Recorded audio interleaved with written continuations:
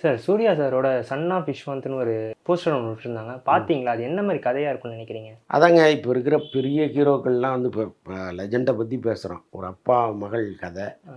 அதில் வந்து அவர் நடிக்கிறதுக்கு வராருன்னா, அதை ஒரு பெருசாலாம் நினைக்கல.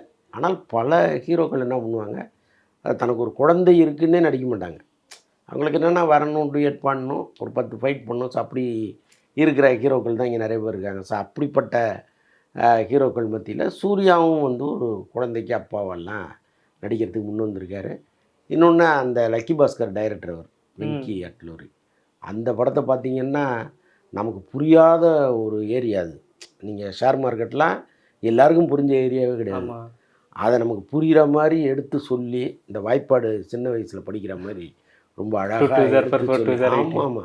ரொம்ப புரியிற மாரி அந்த படத்த எடுத்திருந்தாரு. ஒரு பிரமாதமான ஸ்க்ரீன் ப்ளே.